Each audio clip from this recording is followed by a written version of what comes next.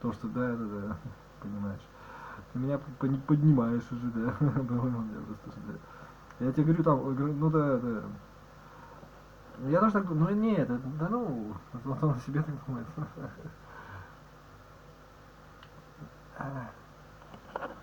Как делать лучше свои, да, ну вообще просто как, в целом вообще просто.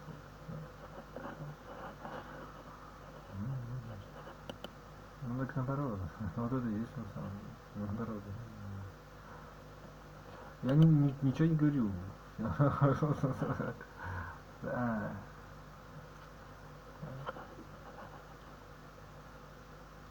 В том-то и дело, что когда с тобой начинают, ну, как будто у тебя вот голова работает, а у них нет. То есть это просто неправда. Да, ну, нет, чему-то научиться и подумать самому, это да.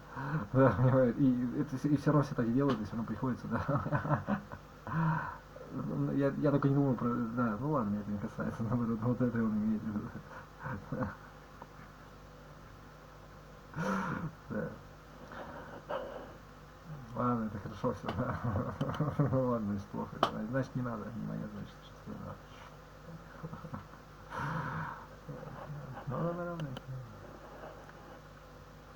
Все дела, потому что нужны. Да, просто ой, как много всего там. Что конкретно делать, где эту точку найти, пункт приложения. Потом еще дальше пункт. Это, наверное, как в лесу на ощупь, да, типа. Ну вот, да, как он, да, типа, вот понял ты меня, да. Так, да.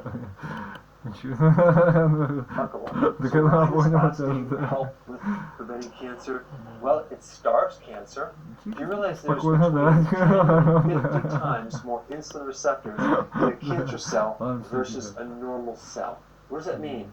That means that cancer cells have a very avid or greedy hunger for glucose because they have more receptors to eat glucose. Okay, so this is how they diagnose cancer through a PET scan. A PET scan identifies areas in the body that have a very high metabolism of sugar. So cancer loves sugar, and when you're fasting, you're not consuming sugar. All right, number 2, autophagy. Fasting stimulates autophagy, which is a condition that helps to recycle old damaged proteins. It helps to recycle old damaged things like damaged mitochondria. And if we look at what cancer really is, it's damage to your mitochondria. When the mitochondria is damaged, the mitochondria then adapts its metabolic system to a different way of dealing with energy. It ferments glucose. When you fast, you kick in this autophagy and you're recycling damaged mitochondria, which is going to decrease your risk for cancer. The third thing about fasting is that when you fast, you generate new immune cells. You strengthen your immune system. Your immune system becomes stronger. You generate more killer T cells, which directly kill cancer cells and viruses. And you also stimulate more helper T cells, which indirectly help reduce cancer. All right, next point about fasting. It's one of the best things to get rid of inflammation. Cancer tends to spread, migrate into areas of inflammation. So fasting is one of the most potent anti-inflammatories. So it's going to reduce the risk of cancer being spread. Also, when you fast, you increase the antioxidant networks of the body. So these things that actually protect you against free radical damage, like in the mitochondria, are improved or enhanced when you fast. So that's going to decrease the risk of getting cancer right off the bat. Fasting is one of the oldest therapies. Even Hippocrates mentioned fasting quite extensively, and he had an interesting quote. But to eat when sick is to feed the illness. Okay, so when you're ill, you don't want to eat very frequently. And he was considered like the foundational father of medicine. Okay, fasting is number 1. Number 2 would be the spices that people eat in the Middle East. Turmeric, loaded with anti-cancer properties, and it's one of the best things to get rid of inflammation. Saffron has a certain phytonutrient that's very, very anti-cancer. Cardamom, anti-cancer properties. Nutmeg, caraway, cinnamon, and coriander all have anti-tumor and anti-cancer properties. Plus, on top of that, certain foods that have additional anti-cancer properties: black seeds, olive oil, dill, sesame seeds, and dates. Now, I don't recommend consuming dates if you're trying to lose weight or if you're doing a ketogenic diet, but there are certain phytonutrients in dates that have anti-cancer properties. All right, number 3, low tobacco usage for women in the Middle East, okay? Not men, okay, that's probably increased, but women. And if you actually add up the women and the men, the reduced weight of women using tobacco is so low, it makes the whole average come way down. I mean, take a look at this. 20% of the population smokes, okay? That's 1 out of every 5 people.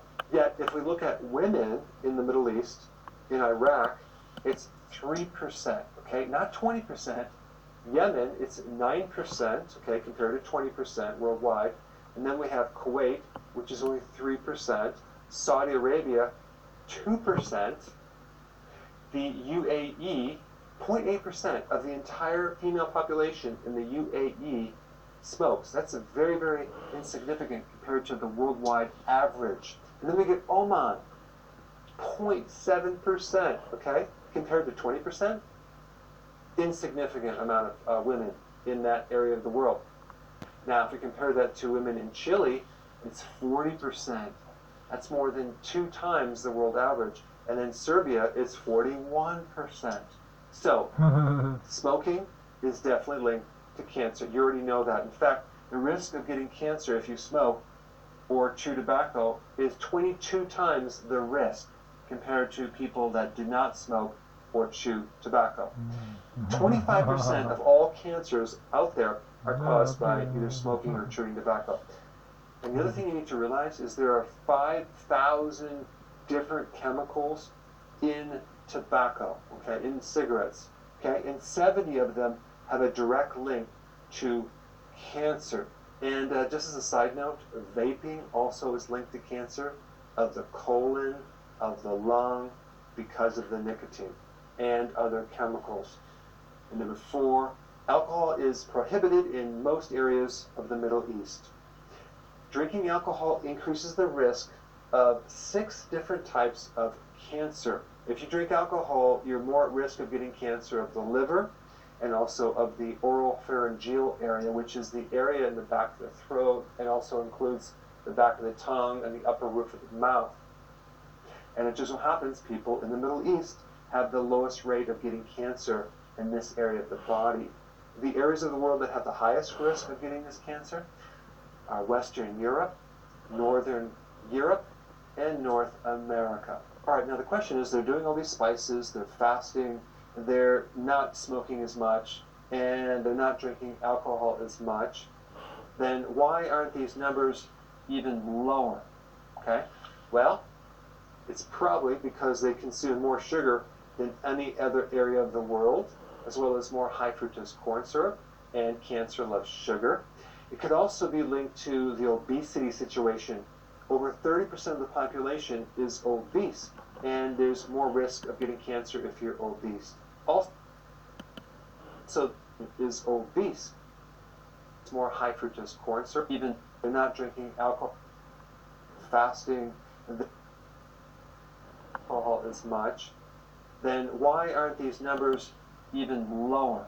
Okay, well, it's probably because they consume more sugar than any other area of the world, as well as more high fructose corn syrup, and cancer loves sugar. It could also be linked to the obesity situation.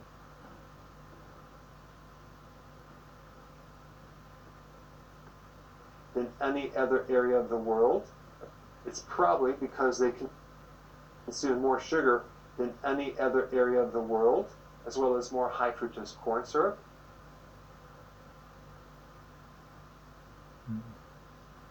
And cancer loves sugar. It could also be linked to the obesity situation.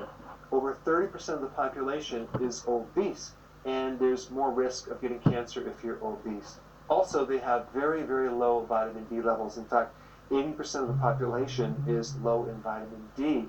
And vitamin D is very, very important in protecting someone against cancer and reducing the risk. Very important is low in vitamin very, very low vitamin D levels. In fact, 80% of the population is low in vitamin D. And vitamin D is very, very important in protecting someone against cancer and reducing the risk. And it just so happens when you consume that much sugar, you're going to also deplete vitamin D. And vitamin D is essential in keeping your immune system very, very strong. And then one last thing is called polymorphism. What is polymorphism? That is a condition where the genetics or the genes are altered in a way that there's kind of like a defect in the genes. And there's a higher ratio of people with this genetic defect in the vitamin D receptor, okay, for vitamin D. So if your receptor is defective and you can't absorb vitamin D as well, okay, for some reason, then you're going to be low in vitamin D, in which case, if you do live in the Middle East, what you should be doing is taking more vitamin D on a regular basis. All right, now that you know why the Middle East has low rates of getting cancer, the next question is, how could you potentially lower this even further? And I created a video just on the topic. Check this out right here.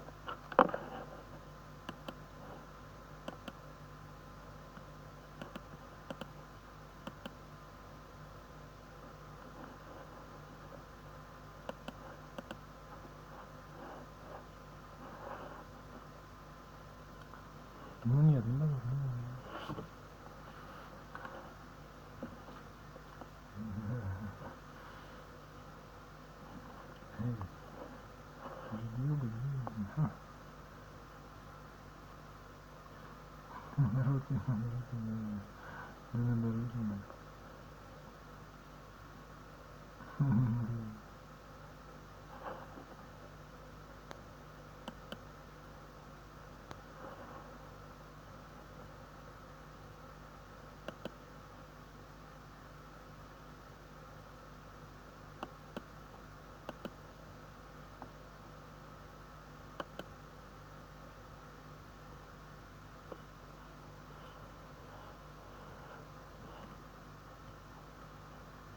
Ошибка, конечно.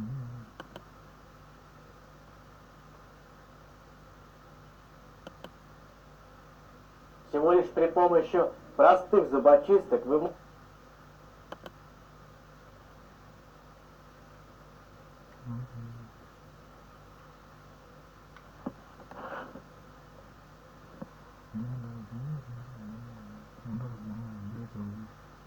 Вот наоборот, да?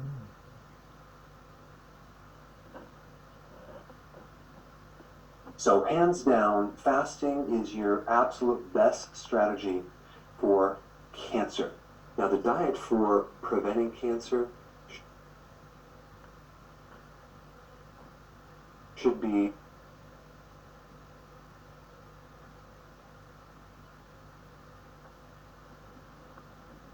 different than the diet you would be on if you got cancer. And I will discuss this in this video.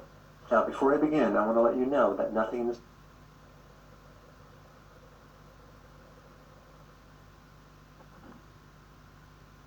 video is intended to replace your medical care. In fact, I'm not going to make any claims that any of this information is going to prevent, cure your cancer. So I'm going to talk about all the mechanisms of how fasting can greatly help you.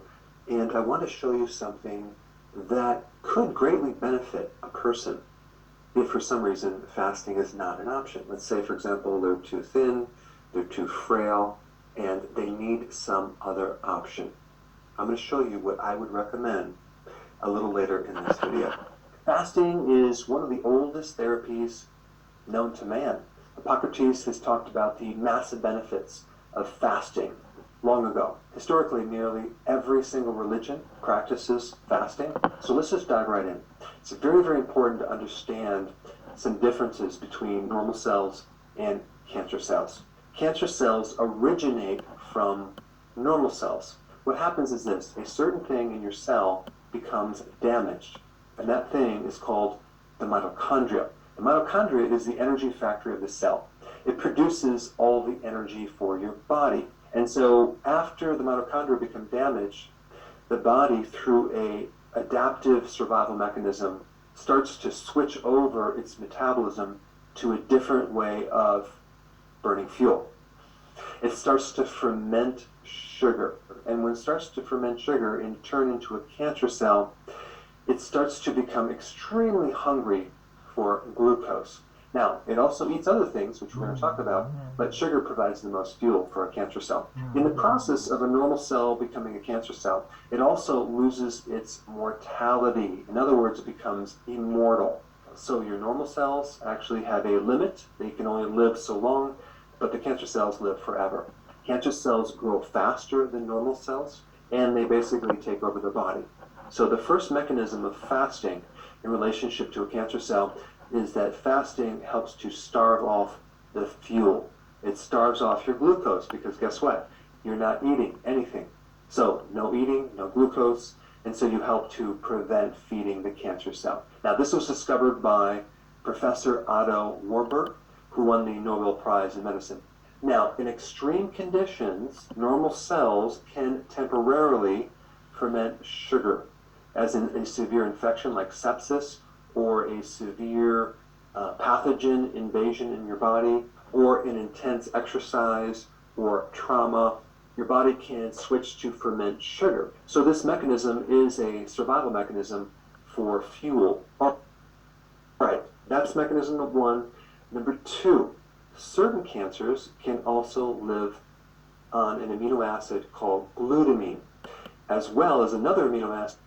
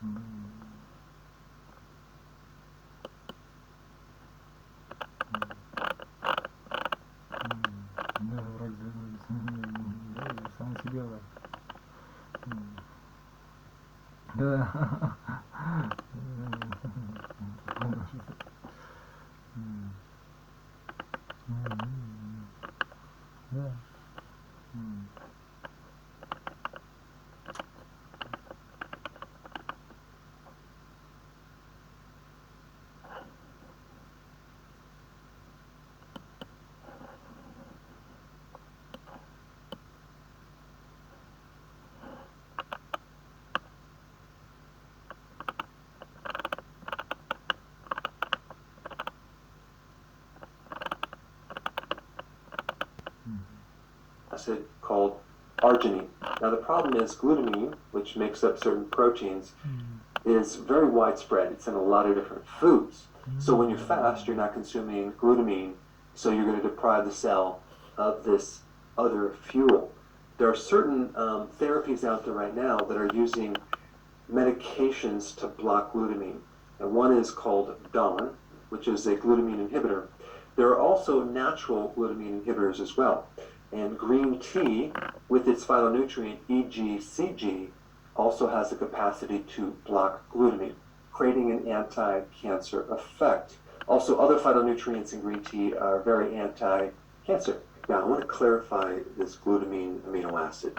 Avoiding glutamine is not going to prevent you from getting cancer. So, if you don't have cancer, you don't want to avoid glutamine. You would only want to avoid glutamine if you had cancer. So I just wanted to make that clarification. So the problem is you can't fast forever. Eventually you're going to have to eat. So what type of diet is going to limit the amount of glutamine and arginine? Because they're in a lot of different foods. Well, one thing you want to do is not do a high protein diet. It's better to do a low protein diet if you have cancer and a moderate protein diet if you're just trying to prevent cancer. But whey protein has a very large amount of arginine. So I would avoid any type of protein powders, especially whey protein. And nuts are also high in arginine, except for the pistachio. So maybe eat more pistachios on that protocol. All right, that's the protein component. Now, the third mechanism I want to talk about in relationship to fasting is this concept of autophagy. You know, autophagy is not a thing. It's a condition.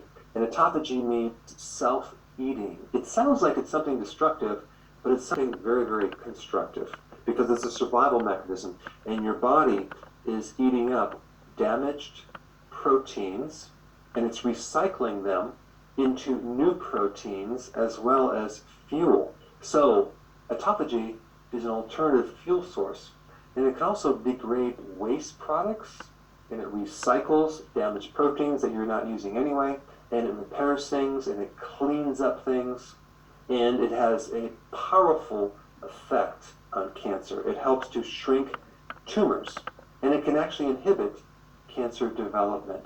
Now, there's different types of autophagy. One type is called mitophagy. Now, what is mitophagy? That is autophagy for the mitochondria. So your body goes in there and it starts to clean up the mitochondria that are damaged. Remember I talked about the cause of cancer is damaged mitochondria? Well, when you fast, you increase mitophagy. Also, autophagy is a very potent anti-inflammatory mechanism, so you're going to drop inflammation.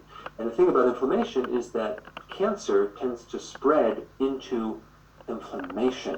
And this is why people tend to develop cancer in areas of old injury and areas of inflammation.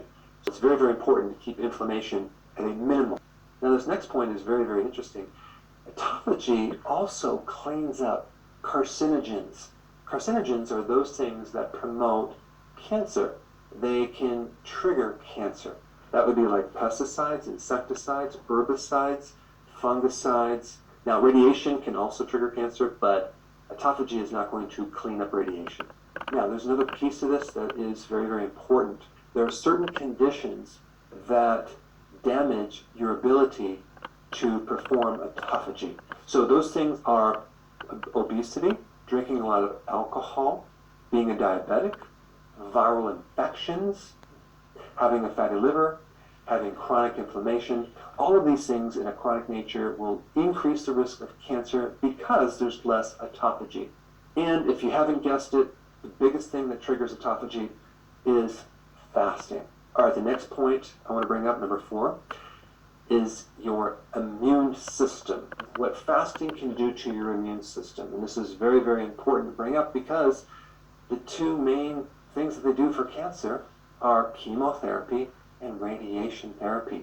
Both of these things destroy your immune system. So your immune system is really a key factor in preventing cancer as well as directly treating cancer. Your immune system has several mechanisms to kill cancer both directly and indirectly.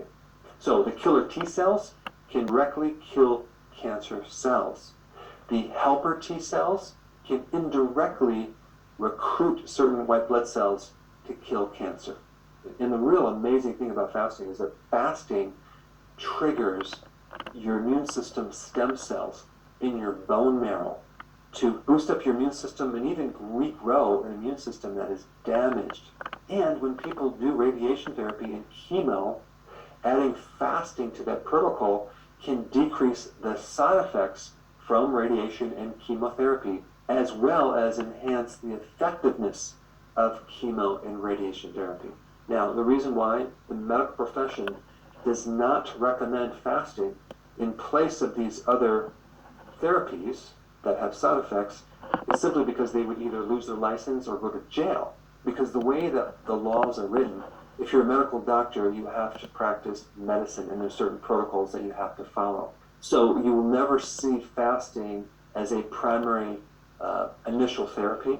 It will always be used as an adjunct to medications. Now, I want to touch on the 5th mechanism, hormones.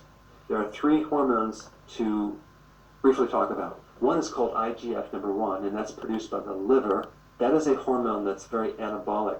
It makes things get bigger, like muscles. It also can stimulate the growth of cancer. But I want to mention this. If someone doesn't have cancer, it's not going to trigger cancer.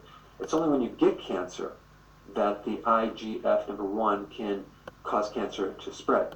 So fasting decreases IGF-1. The next hormone, insulin, okay? Insulin is also an anabolic hormone. Insulin has been known to increase the risk of getting cancer. And in the presence of insulin, the benefits from fasting go way down to 0. So a lot of the benefits from fasting and autophagy occur when the insulin is low. In fact, you can't get into fasting or autophagy without first lowering insulin. So keeping insulin low is a very, very key thing. And then we have estrogen.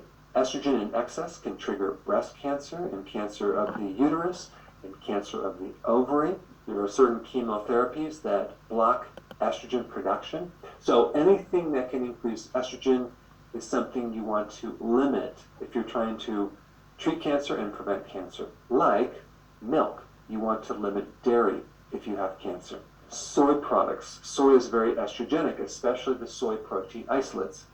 Birth control pills are estrogen. Hormone replacement therapy has estrogen in it. So of course, if you have cancer and you're taking birth control pills and hormone replacement therapy, probably not the best idea. Now, iodine from sea kelp is a wonderful natural remedy to help balance your estrogens. It's really good for things like fibrocystic breast or estrogen production. So anything that can increase estrogen is something you want to limit if you're trying to treat cancer and prevent cancer. Like milk. You want to limit dairy if you have cancer. Soy products. Soy is very estrogenic, especially the soy protein isolates. Birth control pills are estrogen. Hormone replacement therapy has estrogen in it. That can increase estrogen is something you want to limit if you're trying to treat cancer and prevent cancer. Like milk. You want to limit dairy if you have cancer. Soy products. Soy is very estrogenic, especially the soy protein isolates. Birth control pills are estrogen. Hormone replacement therapy has estrogen in it. So of course, if you have cancer and you're taking birth control pills and hormone replacement therapy, probably not the best idea. Now, iodine from sea kelp is a wonderful natural remedy to help balance your estrogens. It's really good for things like fibrocystic breast or ovarian cysts. And then you have DIM, which is a concentrated cruciferous product that helps to reduce estrogen in your body. And because it comes from cruciferous, it's anti-cancer. Natural remedy. Now, iodine from sea kelp is probably not the best idea. Now, iodine from pills and hormone replacement therapy, probably not the best idea. Now, iodine from sea kelp is a wonderful natural remedy to help balance your estrogens. It's really good for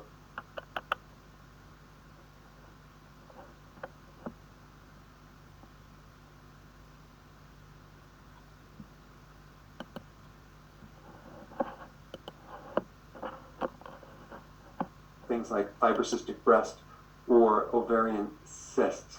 And then you have DIM, which is a concentrated cruciferous product that helps to reduce estrogen in your body. And because it comes from cruciferous, it's anti-cancer. One mechanism being just lowering the wonderful natural remedy to help balance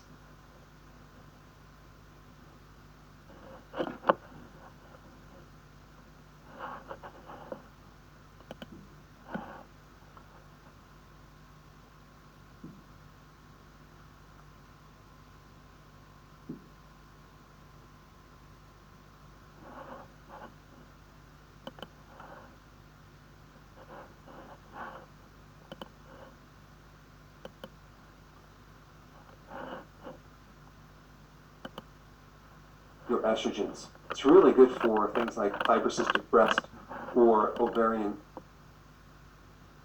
cysts. And then you have DIM, which is a concentrated cruciferous product that helps to reduce estrogen in your body. And because it comes from cruciferous, it's anti-cancer. One mechanism being just lowering the amount of estrogen. All right, mechanism number 6, and I've already talked about this a little bit, inflammation. The more you can cut down on cancer. One mechanism being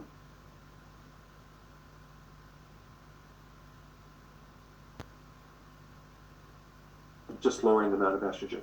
Cruciferous is anti-cancer, reduce estrogen in your body, and because it comes from cruciferous, it's anti-cancer.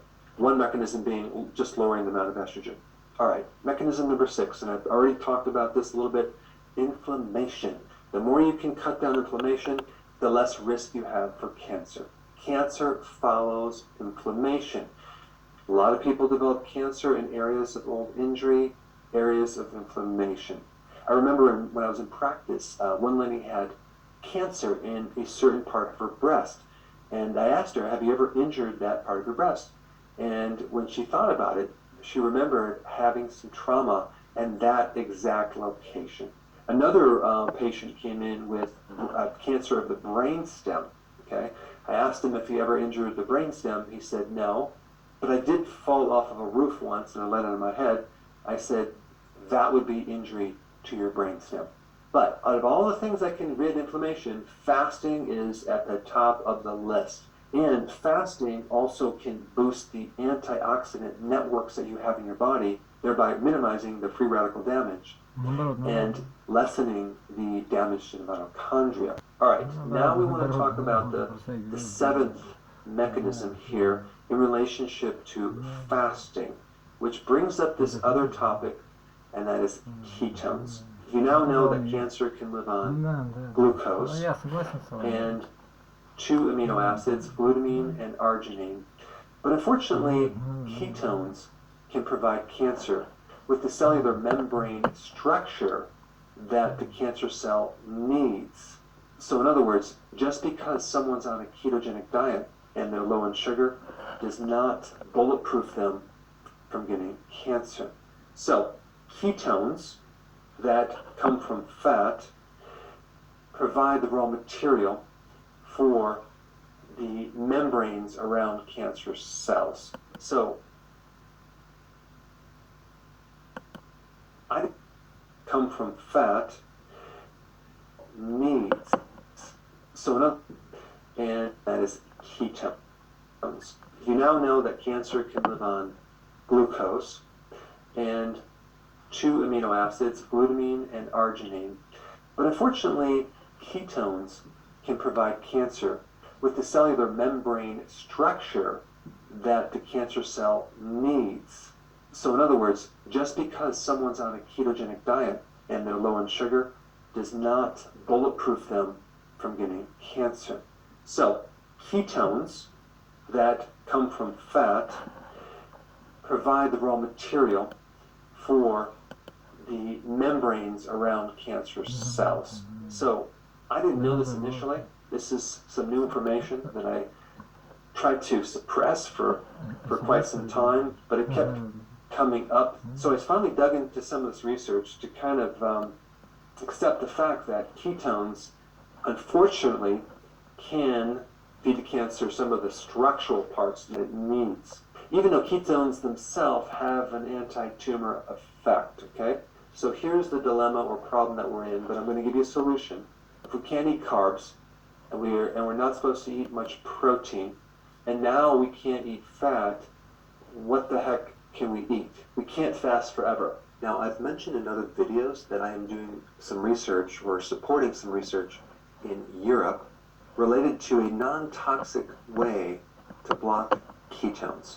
And even some of you have supported this research,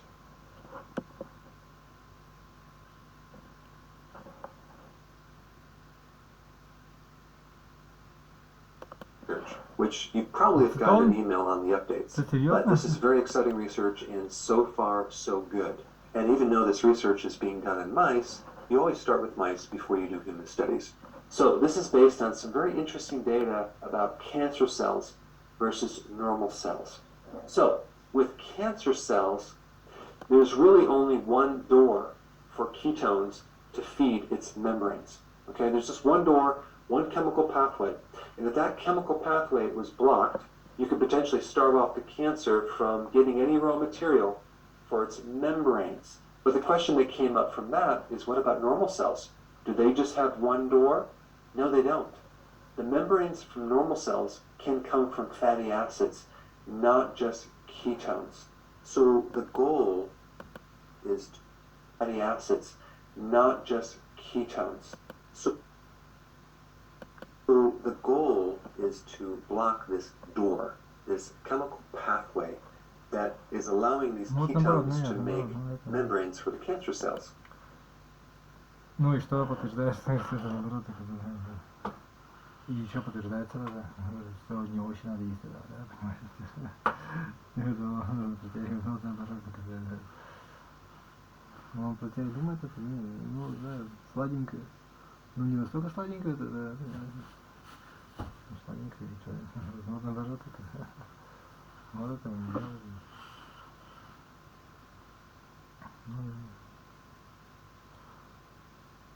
Ну, наверное, нет, понимаете. Ну, может быть.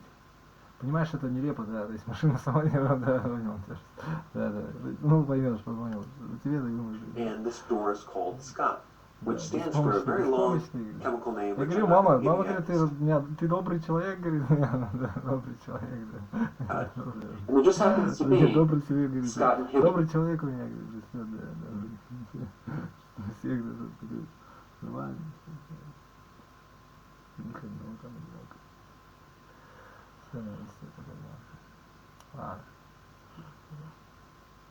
Okay, both in the medication area as well as using that.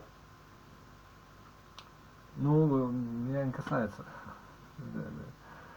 Да, наверное, подавлен сопресс, наверное, да. Ну, это мое субъективное, я драматизирую немножко. Да, понимаете, наоборот, нет. Забытые мои. Things that have less side effects. And that is the area that we are evaluating right now, doing studies in Europe on mice, and so far with great success. So the following SCOT inhibitors are the ones that are showing the Это most просто такая, такой гипотетический чисто такой, да. Ну, наоборот, ну, я понял уже. Ну, ладно. Number one, we have alpha-lipoic acid. Number two, Garcinia. Then we have red algae, and then black seed oil, and then garlic. Okay, garlic handles a slightly different. It's called a salvage pathway, which I'm not going to get into now, but garlic is very, very important. These are all SCOT inhibitors that work synergistically to help starve the cancer of its raw material. These are all SCOT inhibitors that work synergistically to help starve the cancer of its raw material for its cellular membranes. Now, if you want more details on the strategy, there's some additional studies which are quite fascinating, and I put those in the... У меня нету ни работы стабильной, да, то есть как бы, о чем вообще говорите, например, понимаете. Ну, ничего, пока так, болтается, description below.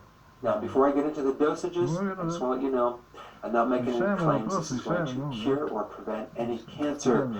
This is a protocol that I would take if I had cancer, okay?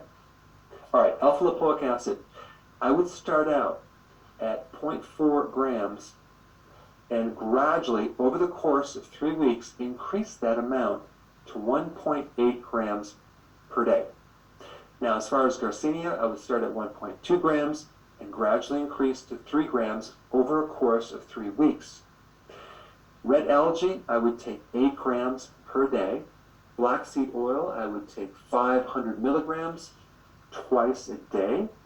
And then garlic, I would take 500 milligrams 4 times a day.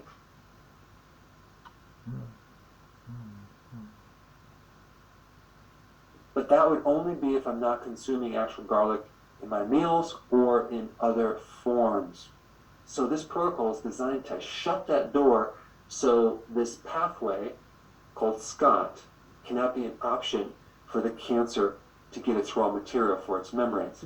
Now, another question that you might be thinking about, the ketogenic diet increases ketones, but fasting also increases ketones even more than the ketogenic diet. So how can fasting help someone with cancer if it's feeding the cancer cell? How can fasting also increases ketones even more than the ketogenic diet? So how can fasting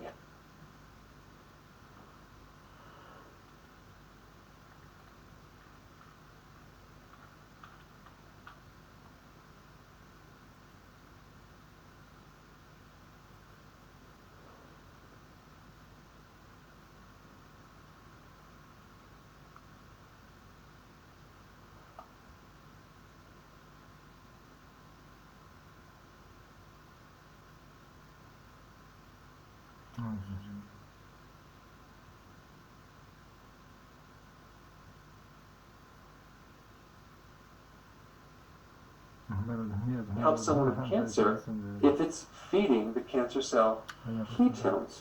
Well, the answer is this. When you do fasting, you also create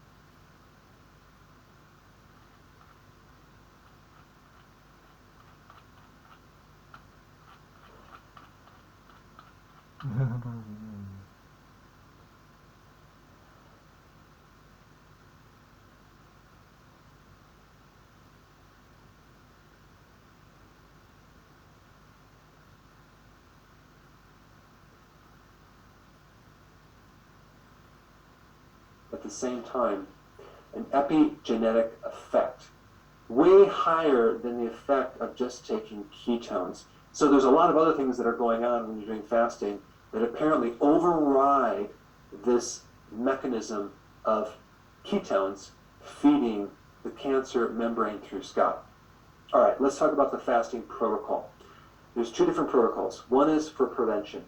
And I'm going to tell you right now, the best thing you can do right now is to do whatever you can to prevent cancer. Because once you get cancer, you have the medical profession who is giving you all this information and putting the fear of God in you that you better do this and you better not do this, and it's a massive confusion.